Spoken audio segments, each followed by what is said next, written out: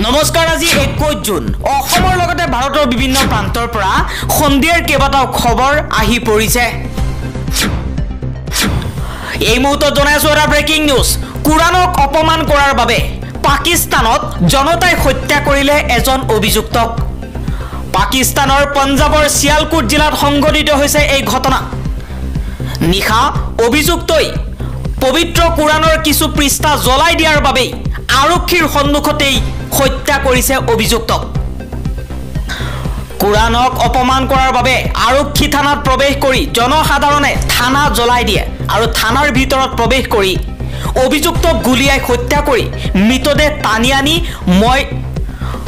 মদয়ান আড্ডালৈ লৈ যায় আৰু তাতেই উলুমাই থৈ যায় মৃতদেহ ঘটনাৰ ফলত উদ্ভৱ হোৱা অশান্তিৰ ফলত আহত হৈছে 8জন কৈলোক জনসাধাৰণে কৈছে কুৰানক অপমান কৰিলে কেতিয়াও সহ্য কৰা নহব পবিত্ৰ কুৰান শৰীফক যদি কোনোবাই জ্বলাই দিয়ে তেওঁক জ্বলাই দিয়া হ'ব বুলি ঘোষণা কৰিছে স্থানীয় জনসাধাৰণে পৰৱৰ্তী খবৰ আজি কলা পতাকাৰ সন্মুখীন হল এনডিএ চৰকাৰ নতুন চৰকাৰৰ বিৰুদ্ধে দেশত প্ৰথমটো বৃহৎ প্ৰতিবাদ কংগ্ৰেছৰ দিল্লী বিশ্ববিদ্যালয়ত শিক্ষামন্ত্ৰী ধৰ্মেন্দ্ৰ প্ৰধান প্ৰৱেশ কৰাৰ লগে লগে কলা পতাকা প্ৰদৰ্শন শিক্ষাৰ্থীৰ কোনো এটা পৰীক্ষা সুকলমে অনুষ্ঠিত কৰিব নোৱাৰা বিজেপি চৰকাৰৰ বিৰুদ্ধে এতিয়া খৰব হৈ পৰিছে ছাত্ৰ ছাত্ৰীসকল নীট পৰীক্ষাৰ পাছতে নেট পৰীক্ষা বাতিল কৰা হ'ল বিভিন্ন ধৰণৰ অপ্ৰীতিকৰ পৰিস্থিতিৰ বাবে বিজেপি চৰকাৰকে দোষাৰোপ কৰিছে ছাত্ৰ ছাত্ৰীসকলে ইফালে জয়ৰাম ৰমেশে কৈছে শিক্ষামন্ত্ৰী ধৰ্মেন্দ্ৰ প্ৰধানক দিল্লী বিশ্ববিদ্যালয়ৰ ছাত্ৰ ছাত্ৰীয়ে কলা পতাকা দেখুৱা আৰু যোগাসন কৰাত বাধা দিয়াটোৱে প্ৰমাণ কৰে কেন্দ্ৰীয় চৰকাৰৰ কামকাজত ছাত্ৰ সমাজ এতিয়া ক্ষুণ্ণ হৈ পৰিছে পৰৱৰ্তী খবৰ যিকোনো সময়তে ভংগ হৈ যাব পাৰে হাৰিয়ানাৰ বিজেপি চৰকাৰ সংখ্যা গৰিষ্ঠতা হেৰুৱাইছে বিজেপি চৰকাৰ ভংগৰ দাবীত ৰাজ্যপালক সাক্ষাৎ কৰিছে কংগ্ৰেছে এক ডাঙৰ খবৰ জনাই আছো মাত্ৰ কেইদিনমান হৈছে গঠন হৈছে বিজেপি চৰকাৰ আৰু এতিয়া হাৰিয়ানাত ভংগ হ'বলৈ গৈ আছে বিজেপি ৰাহুল গান্ধীয়ে কৈছে বিজেপিৰ পতন এতিয়া নিশ্চিত হৈছে প্ৰত্যেকখন ৰাজ্যতে এতিয়া বিজেপিৰ পতন হ'ব উত্তৰ প্ৰদেশ বিজেপিৰ দুৰ্গ আছিল সেই উত্তৰ প্ৰদেশ এতিয়া সমাজবাদী পাৰ্টিৰ দখলত আন এটা খবৰ বানপানীৰ মাজতে এটা দুখ খবৰ বানপানীৰ বাবেই জানাজা দিবলৈ ওলাই আহিল গাঁওবাসী কবৰস্থ কৰিবলৈ নাই ঠাই জানাজাৰ বাবে ওখ ঠাই বিচাৰি পানীৰ মাজেৰে যাত্ৰা কৰিছে ৰাইজে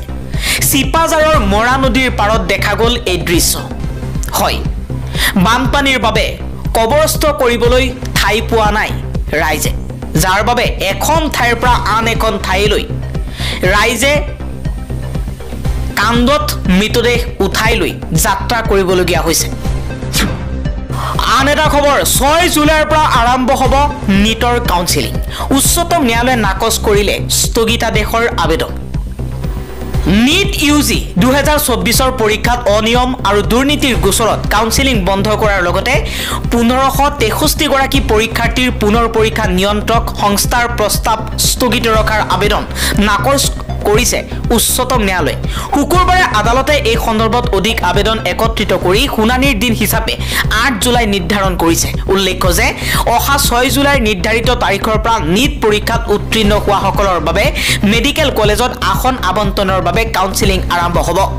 ন্যায়াধী বিক্ৰম নাথ আৰু এছবি ভট্টিৰ বিচাৰপীঠে স্থগিতাদেশৰ আবেদন নাকচ কৰি কয় যে যদি আপুনি গোচৰত জয়ী হয় তেন্তে সমগ্ৰ পৰীক্ষা ব্যৱস্থা বাতিল হ'ব পাৰে এনে সম্ভাৱনা থাকিলেও এতিয়াৰ পৰা চূড়ান্ত সিদ্ধান্তলৈ অপেক্ষা কৰিব লাগিব আজিৰ দিনটোত শুনানিৰ সময়ত আবেদনকাৰীৰ এজন অধিবক্তাই 6 জুলাইৰ কাউন্সেলিং পিছুৱাই দিবলৈ অনুৰোধ জনায় ইয়াৰ উত্তৰত ন্যায়াধী ভট্টিয়ে কয় যে কাউন্সেলিং এক প্ৰক্ৰিয়া এই প্ৰক্ৰিয়া 6 জুলাইৰ পৰা আৰম্ভ হ'ব আমি সময় নষ্ট কৰিব নিবিচাৰো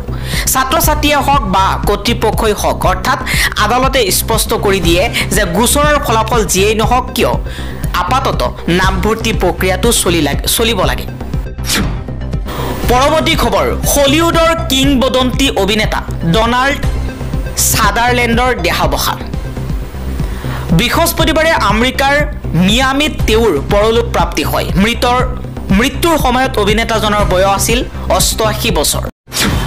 এই মুহূৰ্তত জনাইছো এটা গুৰুত্বপূৰ্ণ খবৰ বিজেপিৰ মানুহে এতিয়া হিমন্ত বিশ্ব শৰ্মাৰ প্ৰাইভেট কোম্পানীটোক সমৰ্থন নকৰে হিমন্ত বিশ্ব শৰ্মাৰ দাদাগিৰি হিটলাৰী শাসন গুণ্ডাগিৰিৰ বিৰুদ্ধে অসমৰ মানুহ সজাগ হৈছে মানুহে এতিয়া হিমন্ত বিশ্ব শৰ্মাৰ প্ৰাইভেট কোম্পানীটোক সমৰ্থন নকৰা হৈছে সেইবাবে হিমন্ত বিশ্ব শৰ্মাই অসমত উপনিৰ্বাচন পাতিবলৈ ভয় খাইছে মুখ্যমন্ত্ৰী হিমন্ত বিশ্ব শৰ্মাক কঠোৰ সমালোচনা কৰিছে বিধায়ক অখিল গগৈ পৰৱৰ্তী খবৰ সাংবাদিকে যেতিয়া ঘৃণা বিয়পাব লয় তেতিয়া ই গণতন্ত্ৰক হত্যা কৰাৰ আহিলাত পৰিণত হয় আমেৰিকাত এক অনুষ্ঠানত অংশগ্ৰহণ কৰি এই মন্তব্য কৰিছে সাংবাদিক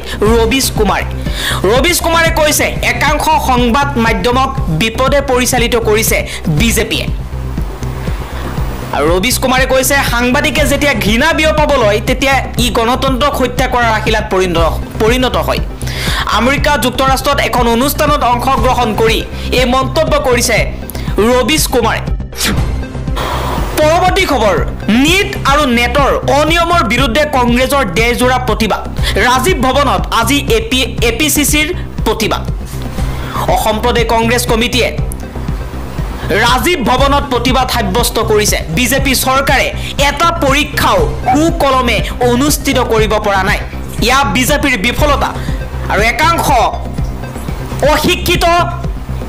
নেতাক অশিক্ষিত মানুহক মন্ত্ৰিত্ব দিয়াৰ ফলতহে এনে ধৰণৰ ঘটনা সংঘটিত হৈছে দেশৰ শিক্ষা খণ্ডক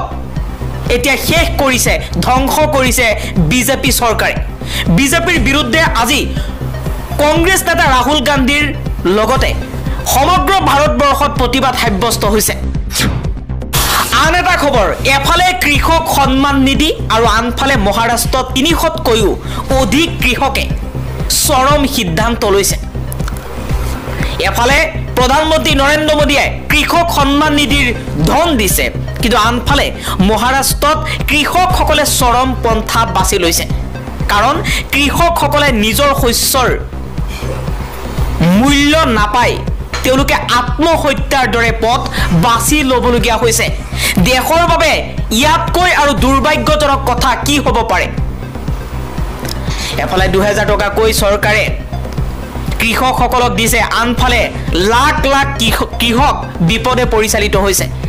বিপদত লৈ গৈছে বিপদৰ মুখলৈ ঠেলি দিছে বিজেপিয়ে যাৰ বাবে আত্মহত্যাৰ দৰে পথ বাছি ল'বলগীয়া হৈছে নিজৰ শস্যৰ সঠিক মূল্য নোপোৱাত আজি হাহাকাৰ পৰিস্থিতি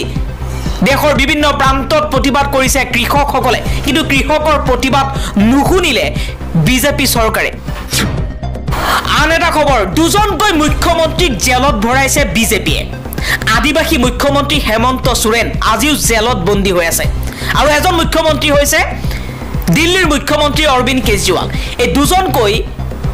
মুখ্যমন্ত্ৰীক জেলত ভৰাইছে বিজেপিয়ে আজি প্ৰশ্ন কৰিছে ৰাহুল গান্ধীয়ে আজি দেশত কি চলি আছে বিৰোধী নেতাসকলক দমন কৰিব বিচাৰিছে বিজেপি চৰকাৰে শাসনৰ গাদীত বহিবলৈ বিৰোধী নেতাসকলক জেলত ভৰাইছে গতিকে দেশৰ জনতাই ইয়াত দেখি আছে বিজেপি চৰকাৰক 2024 চনত উচিত শিক্ষা দিছে কিন্তু তাতকৈও আৰু উচিত শিক্ষা দিব পৰৱৰ্তী নিৰ্বাচন বিজেপি দল এনে এটা দল যি দলে নিজৰ গাদী ৰক্ষাৰ বাবে যিকোনো কাম কৰিব পাৰে আন এটা খবৰ দিল্লীৰ মুখ্যমন্ত্ৰী অৰবিন্দ কেজৰিৱালৰ জামিন আবেদনত বাধা দিল্লী উচ্চ ন্যায়ালয়ৰ অৰবিন্দ কেজৰিৱালৰ জামিনৰ বিৰোধিতাৰে দিল্লী উচ্চ ন্যায়ালয়ৰ দ্বাৰস্থ হৈছিল ইডি মুকলি আকাশৰ তললৈ হয়তো আহিব নোৱাৰিব দিল্লীৰ মুখ্যমন্ত্ৰী কাৰণ ৰাউছ এভিনিউ আদালতৰ ৰায়ক স্থগিতাদেশ জাৰি কৰিছে দিল্লী উচ্চ ন্যায়ালয়